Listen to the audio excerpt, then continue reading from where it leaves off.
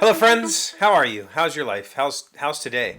It is close to 80 here today, and well, it's not yet. It's going to be. By the time this video is up, it will be like 77 or something. I don't know. Anyway, gorgeous, beautiful, absolutely wonderful day. I had a beautiful walk today at lunch. It's just fantastic. But importantly, I guess, you guys know I just did a video about Kingdom Come Deliverance this week because I finished it. I put 160 some hours into that game. Had a very good time playing the game. And interestingly, I have had no, like, for lack of a better word, separation anxiety or like post game depression. We've talked about this in the past, how often with things like that I would get deeply involved with, whether it's a video game or sometimes even board games or TV shows or whatever, there's a period of time when you've put energy into it for an extended amount of time, something like that. 160 hours. I played that probably over almost 2 months. That's a lot, right? That's a lot of hours to put into 8 or 9 weeks, whatever that is. 20 hours a week or something. That 20 hours has to come from somewhere, right? And that's one of those things you might not realize when you're in the moment is that, there are people who will play those 70-hour games in 1 week and they're like, oh, I got it done. And you're like, cool, but what do you do with the rest of your time? Like, where did you discover 70 hours? Where did I discover 20 hours a week to play this video game? And then when it's over and you're done with the video game, there can be a crash. And I've had that many times in the past where it's like, well, now what do I do? Like, now I don't have this activity to turn to. But this time, it's a little different because I have like 30 activities going on in my life right now. I have to finish this kitchen island. That's something that I put on hold during that time of playing the game. Reading, I'm not keeping up with my reading schedule for the year. I'm close. I'm like a book behind right now, which I could probably read in a day. Like I could pick a book that I can read quickly. So I'm not too far off, but I definitely wasn't reading much during playing that game during that time.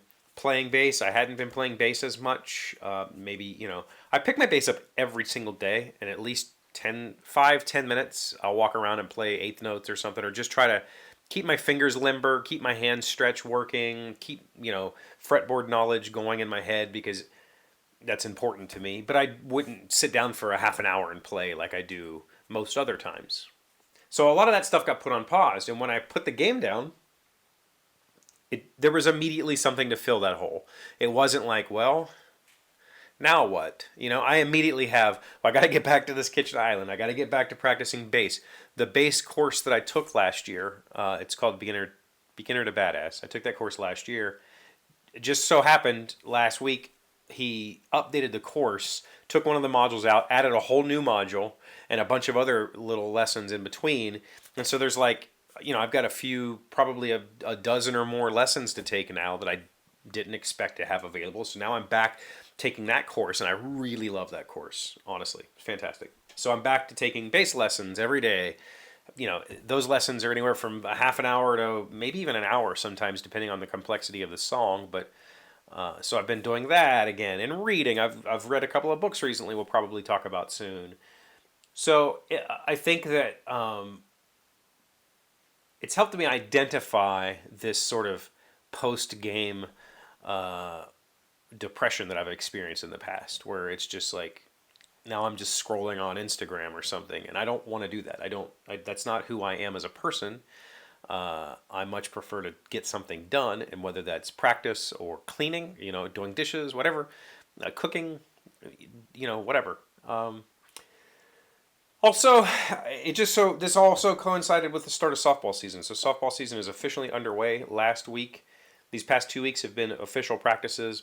Malia's coaching this year, so she is going to practices. My daughter's going to practices. She can drive herself now, so I have time available to me to just, if I want to just veg, I can.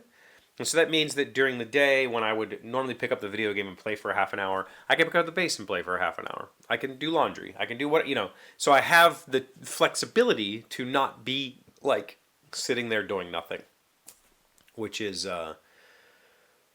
probably my biggest takeaway. Is if you're feeling that sort of postpartum depression from playing a video game for 160 hours, maybe do something, And for some people, that is play another game. Like I have a coworker who I'm pretty sure that's what he does. Like he spends 20 to 30 hours a week playing games, and he just perpetually has the next game queued up, and that's obviously that works as well, because then you don't have time to be sad about this other game. But for me, I tend to play games much more infrequently than that. I tend to find a game that I really want to put my time into, and then that's what I play. And then it might be months. I think this year, I don't know what's coming out that I'm excited about, except for the end of this month is Xenoblade Chronicles X, which was a Wii U game I never played.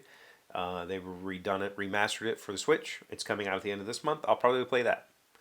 I love the Xenoblade series. Other than that, though, I don't really have anything in my headspace like, oh, I need to pick this up, I need to pick that up. So until something else comes along and tickles my fancy and I decide to play a video game, I'll just put that energy into something else, like bass, like playing music. Because ultimately, playing music is much more desirable to me than playing video games. But I do enjoy the stories, the video games, as much as I enjoy reading. Yeah. What do you think? Do you ever get sad when you finish a game and you have nothing else to do? How do you fix that problem? You should tell me in the comments. So thank you. Thank you for watching the video. If you liked it, please give it a thumb. If you haven't subscribed, please do so. I'm collecting subscribers currently. I'd like to add you to my collection. Okay, that was weird. I'll see you tomorrow. Today's 1,000 plus little things happy, successful people do differently. We are learning 12 ways to get a second chance in life. Number 8, be specific. When you set new goals for yourself, try to be as specific as possible. I want to lose 20 pounds is a goal you can aim to achieve. I want to lose weight is not. And be specific with your actions too. I will exercise is too vague to be actionable. I will take a 30-minute jog every weekday at 6 p.m. is something you can actually do, something you can build a routine around, and something you can measure. Yeah,